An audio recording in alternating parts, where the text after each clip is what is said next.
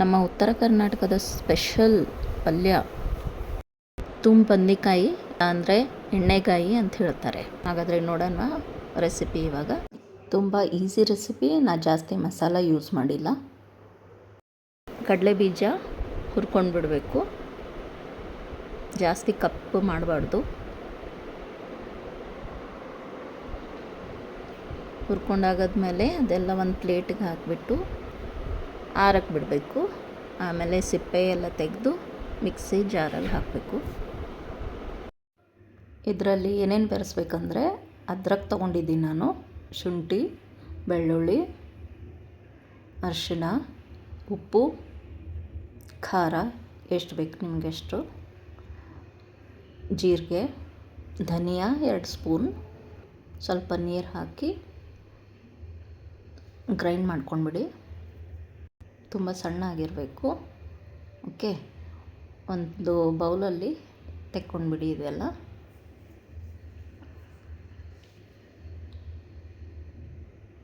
ಹಾಗೆ onion cut ಮಾಡ್ಕೊಂಡ್ಬಿಡಿ rough ಆಗಿ, ಯಾಕಂದರೆ ಇದೆಲ್ಲ ಏನೋ ಮತ್ತೆ ಮಿಕ್ಸಿಗೆ ಹೋಗಬೇಕು. ಟೊಮ್ಯಾಟೊ, ನಿಮಗಿನ್ನೂ ಹುಳಿ ಬೇಕು ಅಂತ ಹೇಳಿದ್ರೆ ಇದರಲ್ಲಿ ಹುಣಸೆ ಹಣ್ಣು ಹಾಕ್ಬೋದು, ಆದರೆ ನಾನು ಯೂಸ್ ಮಾಡಲ್ಲ ಹುಣಸೆ ಹಣ್ಣು.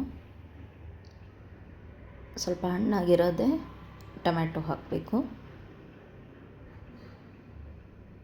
ಅದ್ರಕ್ಕು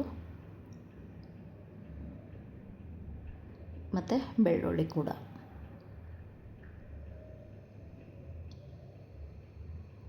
ಇದು ಮತ್ತೆ ಎಲ್ಲ ಅಷ್ಟು ಮಿಕ್ಸಿ ಜಾರಲ್ಲಿ ಹಾಕಬೇಕು. ಸ್ವಲ್ಪ ಪುದೀನ, ಕೊತ್ತಂಬರಿ ಕೂಡ ವಾಶ್ ಮಾಡಿ ಹಾಕಿ.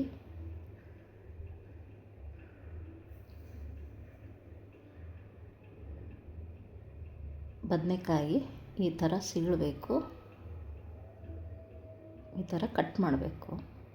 ಒಳಗಡೆ ನೋಡಿ ಹುಳ ಇದೆ ಏನಿಲ್ಲ ಅಂತ. ಆಮೇಲೆ ಇದು ಏನು ನಾವು ಶೇಂಗಾ ಚಟ್ನಿ ಮಾಡಿದ್ದಿದ್ವಲ್ಲ ಅದೆಲ್ಲ ಸ್ಟಫ್ ಮಾಡಬೇಕು.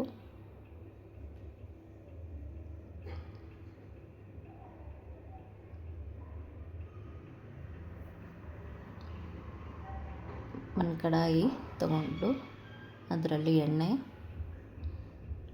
ಜೀರಿಗೆ ಹಾಕಿ, ಒಣಮೆಣಸಿನಕಾಯಿ,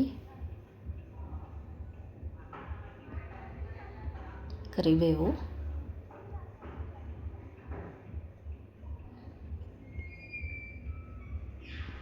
ನೆಕ್ಸ್ಟ್ ನಾವು ಮಿಕ್ಸರಲ್ಲಿ ಹಾಕಿದ್ವಲ್ಲ ಅದೆಲ್ಲ ಕಡಾಯಲ್ಲಿ ಹಾಕಿ ಚೆನ್ನಾಗಿ ಆಡಿಸ್ಕೋಬೇಕು.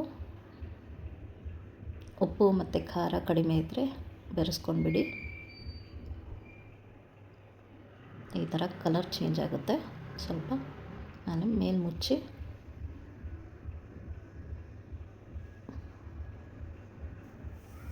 ಸ್ವಲ್ಪ ಕುಕ್ ಆಗೋದ್ಮೇಲೆ ಬದನೆಕಾಯಿ ನಾವು ಸ್ಟಫ್ ಮಾಡಿದ್ವಲ್ಲ ಅದೆಲ್ಲ ಇದರಲ್ಲಿ ಹಾಕಬೇಕು.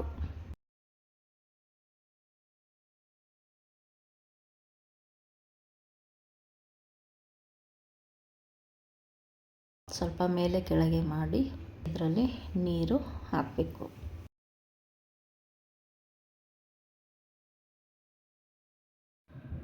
ನೀರು ಸ್ವಲ್ಪ ಜಾಸ್ತಿನೇ ಹಾಕಬೇಕು, ಯಾಕಂದರೆ ಇದು ಫುಲ್ಲು ಥಿಕ್ಕಾಗಿಬಿಡುತ್ತೆ. ಹಾಗೆ ಬದನೆಕಾಯಿ ಎಲ್ಲ ಬಾಯ್ಲ್ ಆಗಬೇಕಲ್ಲ, ಕುಕ್ ಆಗಬೇಕಲ್ಲ ಚೆನ್ನಾಗಿ. ಇಷ್ಟು ದೊಡ್ಡ ದೊಡ್ಡ ಬದನೆಕಾಯಿ ತೊಗೋಬಾರ್ದು ಆ್ಯಕ್ಚುಲಿ, ಚಿಕ್ಕ ಚಿಕ್ಕದಾಗಿರಬೇಕು. ಆದರೆ ನನ್ನ ಮಗನ ಡಿಮ್ಯಾಂಡ್ ಮೇಲೆ ಮಾಡಿದ್ದು. ಓಪನ್ ಮಾಡಿ ನೋಡಿ, ಬಾಯ್ಲ್ ಆಗಿರುತ್ತೆ ಚೆನ್ನಾಗಿ. ಸ್ವಲ್ಪ ಕಟ್ ಮಾಡಿ ನೋಡಬೇಕು. ಆಗಿದೆ. ಈಗ ಉಳಿದಿರೋದು ಶೇಂಗಾ ಚಟ್ನಿ ಇತ್ತಲ್ಲ ಅದೆಲ್ಲ ಹಾಕಿ ಚೆನ್ನಾಗಿ ಆಡಿಸ್ಕೋಬೇಕು, ಅಂದರೆ ಮಿಕ್ಸ್ ಮಾಡ್ಕೋಬೇಕು. ಇನ್ನೊಂದಿಷ್ಟು ಥಿಕ್ಕಾಗ್ಬಿಡುತ್ತೆ ಇದು. ಮೇಲೆ ಸ್ವಲ್ಪ ಕೊತ್ತಂಬರಿ ಚಿಕ್ಕ ಚಿಕ್ಕದಾಗಿ ಕಟ್ ಮಾಡಿ ಹಾಕ್ಬಿಡಿ. ಇನ್ನು ಸ್ವಲ್ಪ ಹೊತ್ತು ಮುಚ್ಚಿ ಬಾಯ್ಲ್ ಮಾಡೋಕ್ಕೆ ಬಿಡಿ. 1-2 ಮಿನಿಟ್ಸ್ ಸಾಕು. ಆಮೇಲೆ ಓಪನ್ ಮಾಡಿದ್ರೆ it's ready to eat. Yummy and tasty. Easy ಇದೆ ಅಲ್ವಾ ರೆಸಿಪಿ? ಸಬ್ಸ್ಕ್ರೈಬ್ ಮಾಡೋಕ್ಕೆ ಮರೆಯಬೇಡಿ. ಇಷ್ಟ ಆದರೆ ಲೈಕ್ ಮಾಡಿ ಮತ್ತು ಶೇರ್ ಮಾಡಿ. ಇದು ಚಪಾತಿ, ರೊಟ್ಟಿ, ಹೋಳಿಗೆ ಎಲ್ಲ ಜೊತೆಗೆ ಚೆನ್ನಾಗಿ ಅನಿಸುತ್ತೆ. ಅದು ತುಂಬ ಟೇಸ್ಟಿ ಇರುತ್ತೆ. ನೀವು ಮಾಡ್ಕೊಂಡು ತಿನ್ನಿ. ಬಾಯ್ ಬಾಯ್.